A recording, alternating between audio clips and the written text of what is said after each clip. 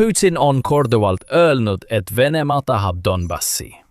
Venemaa soovib seda piirkonda nii väga, et see on iga rahuläbirääkimiste nõudmise keskmes. Venemaa ei saa Donbassi endale. Miks?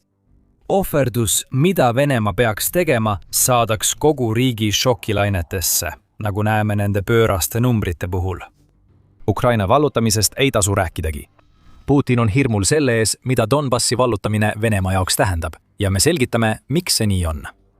Võtame kokku enne numbreid. 18 kuud ja peaaegu kõik tema väed. See on hind, mida Venemaal tuleks Donbassi vallutamise eest maksta Ukraina presidendi Volodõmõr Zelenski ja presidendi kantselei asejuhi Pavlo Palisa sõnul. Alustame Palisa kommentaaridest. 1. märtsil rääkis Palisa Raadio Vaba Euroopale ja Vabadusraadiole, kus ta ütles, et Venemaa edasitungi tempo Ukrainas on endiselt väga aeglane. Venemaa aeglane edenemine Donetski oblastis toob kaasa suuri sõdurikaotusi. See Donbassi osa tuleb Venemaal veel täielikult vallutada, enne kui ta saab väita, et kontrollib kogu piirkonda. Arvestades praegust dünaamikat, kulub neil selleks umbes 1,5 aastat ja ressursid on võrreldavad Venemaa vägede praegusega Ukrainas. Seda on neil raske saavutada ja see ei toimu nende soovitud kiirusega, kinnitas Palisa, tuues ka näiteid Venemaa 2025. aasta kaotustest Donbassis. Venemaa hõivas 2025. aastal alla 1% Ukrainast, kaotades üle 450 000 sõduri, teatab Palisa. Palisa sõnul on Ukraina kontrolli all endiselt umbes 6000 ruutkilomeetrit Donetski piirkonnast, mille Venemaa soovib vallutada. Jäta see number meelde, pöördume selle juurde tagasi Palisa väidete matemaatika uurimisel. See tähendab, et Putin peaks kogu Venemaa jõu Ukrainas ja vähemalt 18 kuud pühendama Donbassi vallutamiseks. Iga surnud Vene sõduriga nõrgeneb Putini plaan ülejäänud Ukraina jaoks. Mis puudutab Zelenskit, siis tema hinnang Venemaa Donbassi vallutamisele hõlmab isegi pikemat ajakava kui tema presidendi kantselei asejuhi oma. Ukraina president ütleb, et Ida-Ukraina okupeerimine maksab umbes 800 000 Vene elu ning see võtab vähemalt 2 aastat ja edenemine on väga aeglane. Minu arvates nad ei kesta nii kaua. Zelenski ütleb, et Donbassi ajalugu näitab, et Putini väed ei valluta territooriumi piisavalt kiiresti. Venemaa kaotab tohutult sõdureid ning varustust ja tehnikat iga vallutatud ruutkilomeetri eest. Need on huvitavad Ukraina väited. Jääge meiega, et teada saada, miks Donbass on Putini vägedele surmalõks. Enne edasi liikumist peame küsima, kas Ukraina väited on tõesed? Peame numbritele põhjalikumalt keskenduma. Meil on andmeid, mis näitavad, kui tõepärased on Ukraina väited Donbassi kohta. Alustame, kui palju Venemaa seal territooriumi hõivab ja kui palju need vallutused Putinile maksavad. 24. veebruaril teatas Metsa, et Donetski piirkonnas kaotab Vene armee nii palju, et Ukraina hävitab iga hõivatud ruutkilomeetri kohta 156 Vene sõdurit. Ukraina kaitseminister Mihhailo Fjodorov ütleb, et eesmärk on tõsta kaotused 200 sõdurini ruutkilomeetri kohta, sest siis muutub edasiliikumine võimatuks. See on Ukraina jaoks ambitsioonikas eesmärk, kuid praegu jääme 156 juurde. Palisa väitel peab Venemaa Donbassi kontrollimiseks vallutama veel 6000 ruutkilomeetrit Donetskit. Tegelikult on see vaieldav number. Detsembris väitis Reuters, et see arv oli 5000 ruutkilomeetrit. Kuigi tasub meeles pidada, et see oli umbes samal ajal, kui Venemaa väitis, et on hõivanud selliseid alasid nagu Pokrovsk, mida ta tegelikult ei hõivanud. See annab meile uurimiseks 2 arvu, 5000 ja 6000 ruutkilomeetrit Venemaal vallutada. Reutersi andmetel tähendab 5000 ruutkilomeetri hõivamine Venemaa jaoks 780 000 kaotust arvestades 156 kaotust ruutkilomeetri kohta. Ka väiksema arvuga on näha, et Zelenski ja tema kantselei asejuht panevad täppi. Zelenski ütles, et Donbassi vallutamiseks oleks Venemaal vaja umbes 800 000 sõdurit. See on rohkem kui 715 000 sõdurit, kelle Venemaa on saatnud, mis tähendab, et Putin peab kogu armee Donbassi vallutamiseks kasutama. Kui Venemaa peaks vallutama 6000 ruutkilomeetrit, oleks kogu kaotusi 936 000. See number on absurdne. Venemaa jaoks tähendab see peaaegu 1,27 miljonit kaotust, mida Ukraina rahandusministeerium väidab alates Putini sõja algusest 4 aastat tagasi. Pole teada, kas Metseri 156 kaotust ruutkilomeetri kohta Donetskis hõlmab ka Vene sõdureid, kes alistuvad või lahkuvad loata. Kui see neid ei hõlma, võib Venemaa Donbassi pärast 18 kuuga kaotada peaaegu 1 miljon sõdurit. Venemaa on kandnud suurimaid kaotusi suuremate sõjaliste jõudude seas pärast teist maailmasõda, teatas Independent. See tähendab Putini jaoks seda, et jätkuv pealetung Donbassis tähendab tema jaoks veelgi sügavama hauakaevamist Vene sõjaväele, mis on juba hauas ja vajub aina sügavamale. Kõik see viib meid mõnede küsimusteni. Eelkõige, miks on Putin nii järeleandmatu Donbassi vallutamise suhtes, kui ta teab, milline on selle hind? Miks on Donbass Venemaale nii raske? Teisele küsimusele vastame videos hiljem, seega püsi meiega. Mis puudutab seda, miks Vladimir Putin näib olevat nii järelejätmatult valmis hävitama terve põlvkonna Vene mehi Donbassi nimel, siis sellel on mitu põhjust. Esimene põhjus tuleneb Vladimir Putini soovist taastada Venemaa, mis meenutaks tema arvates Nõukogude Liidu hiilgeaastaid. Francis Farrell, Kiev Independenti reporter, selgitab seda nõukogudeaegset iha. Lühikese ajalootunni käigus, kus ta räägib, miks Donbass on Putini jaoks nii oluline, keskendub Farrell sellele, kuidas Venemaa kasutas ära Donbassi piirkonda, kus leidus Nõukogude ajal tohutuid söevarusid. Nõukogude Liidu industrialiseerimise ajal suunati palju töölisi, sealhulgas Gulagi süsteemist Donetski oblasti kaevandus- ja rasketööstusse, selgitab Farrell. See annab 2 vaatenurka Putini Donbassi vallutamise soovile. Venemaa teab hästi selle piirkonna väärtust. Kuna Venemaa saatis Nõukogude ajal palju inimesi Donbassi, usub Putin endiselt ekslikult, et Donbass on alati kuulunud Venemaale. See arusaam oli üks põhjustest, miks Putin keskendus 2014 aastal Ukraina vastu suunatud agressioonis Donetskile ja Luhanskile. Putin toetas 2014 aasta kampaania ajal mõlemas piirkonnas separatistlikke marionettrühmitusi. Lisaks saatis ta sinna ka NNMi rohelised mehikesed, kes olid sisuliselt varjatud Vene sõdurid, saadetud Ukrainasse kaost külvama. Farrell ütleb, et kuigi Moskva eitas seotust, oli nende jälg kõikjal. Alates niinimetatud ülestõusujuhtidest ja Venemaa-meelsete rahastamisest ning relvastamisest kuni otseste tõenditeni Vene vägede kohalolekust. Venemaal ei õnnestunud 2014 aastal Donbassi vallutada. Sellest sai 2022 aastal täiemahulise sissetungi keskpunkt. Venemaa ründas Donbassis suuresti seetõttu, et Vladimir Putin väitis algusest peale, et niinimetatud Vene inimesed, kes selles piirkonnas elasid, tahtsid, et Vene Föderatsioon nad vabastaks. Venemaa keskendus 2022 aasta aprilliks pärast algse sõjalise erioperatsiooni nurjumist Donbassi vabastamisele. Putini väited olid jama. Usaldusväärne allikas rõhutas uuringut, kus osales 4025 Donbassi elanikku, võrdselt Ukraina ja Vene päritolu. Uuringu järgi soovis 42% jääda Ukraina koosseisu, 31% olid rahul Venemaaga liitmisega. 9% soovis täielikku iseseisvust, ülejäänud ei osanud oma soove öelda. See näitab suurt Vene mõju Donbassis. Siiski eelistavad paljud selles piirkonnas elavad inimesed olla osa Ukrainast, mitte ühtegi muud varianti, mis lükkab kohe ümber Putini väited selle kohta, et tema pakutav väidetav vabastamine oleks midagi, mida Donbassi elanikud tegelikult soovivad. See pole kunagi olnudki eesmärk, eks Putin. Raha on peamine põhjus, miks Putin Donbassi tahab.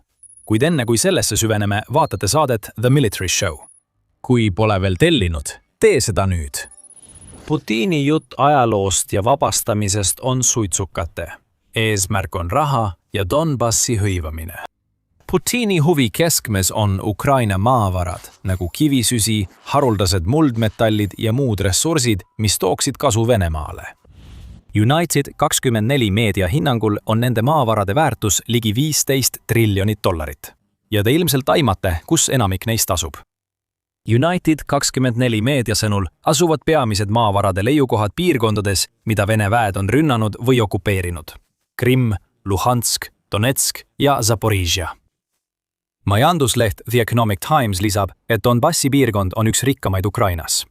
Selles piirkonnas on 56% Ukraina kivisöevarudest, mille väärtus on $12 triljonit ja mis kuuluvad maailma suurimate hulka. Pole selge, kas see tähendab, et Donbassis endas on 12 triljoni dollari väärtuses kivisütt või umbes pool sellest summast. Venemaal on Donbassi tungimisega võimalik palju raha teenida. Sama allikas lisab, et territoorium, mida Venemaa juba 2025 aasta augustiks Ukrainas okupeerib, tähendab, et Venemaa kontrollib umbes 12,5 triljoni dollari väärtuses Ukraina mineraal- ja gaasivarasid. Kui lisada põllumajandus- ja veevarud, mis toetavad Lõuna-Ukraina põllumajandust ja varustavad Krimmi veega puuduste ajal, saab selgeks, mis Putini jaoks tegelikult oluline on. Ta ütleb, et see on ajalugu ja vabastamine. See tähendab, et see on seotud Venemaa riigikassa täitmisega, mis pärast sõda, mis maksis Venemaale üle triljoni dollari, on olulisem kui kunagi varem. Putini probleem toob meid tagasi teise küsimuse juurde, mille me mõned minutid tagasi esitasime. Miks saab Donbassist Putini jaoks nii kõva pähkel, mida murda? Ukraina tugev kaitse selles piirkonnas on üks põhjus praegustele suurtele ohvritele. Putinil on veel üks suur probleem, mis võib olla põhjus, miks ta ei taha Donbassi vallutada. Selles piirkonnas ootab Venemaad alles halvim. Nüüd, kui Venemaa on näiliselt Pokrovskit vallutanud, peavad tema väed keskenduma kindlustatud vööndile ja teistele linnapiirkondadele, mis on veel Ukraina käes. Nende linnapiirkondade hulgas on Liman ja Dobropilja, millel on potentsiaal muutuda samasugusteks surmalõksudeks nagu Pokrovsk. Putinit teeb rohkem murelikuks suurte linnade rida H20 Konstantinivka Slovjanski maantee ääres. Umbes 50 kilomeetri pikkune linnade jada hõlmab põhjas Kramatorskit ja Slovjanskit ning lõunas Aleksejevo, Družkivkat ja Konstantinivkat. Neil linnadel oli enne sõda üle 380 000 elanikku, ehk umbes 6,3 korda rohkem kui Pokrovskil, mille nimel Putin on 2 aastaga peaaegu kogu idaväe hävitanud. Meie mõte on lihtne. Venemaal on veel väga pikk tee minna, enne kui ta suudab need linnad vallutada ja Donbassi enda kätte saada. Asulate riba nimetatakse kindluste vööndiks ja see teeb Putini ahnetele ambitsioonidele olukorra veelgi halvemaks. Kuna Venemaa väed on üle 4 aasta olnud takerdunud teistesse Donetski piirkondadesse, on Ukraina ehitanud kindluste vööndist välja võrgustatud kaitsesüsteemi, mis toob Venemaa vägedele surma sellises ulatuses, mida me pole selle sõja jooksul veel näinud. The Economist tõi selle esile jaanuarikuises artiklis, kus väideti, et Ukrainal on nüüd selline kindluste vöönd, nagu ta oleks soovinud omada juba aastal 2022. Ja see on kõik tänu sellele, et Venemaa edasiliikumine on nii kaua aega võtnud. Väljaande sõnul on nüüd Kramatorski ja Slovjanski linnade lähedal mäeharjal kaitseliinid, mis ulatuvad kuni 200 meetri ehk üle 650 jala pikkuseks.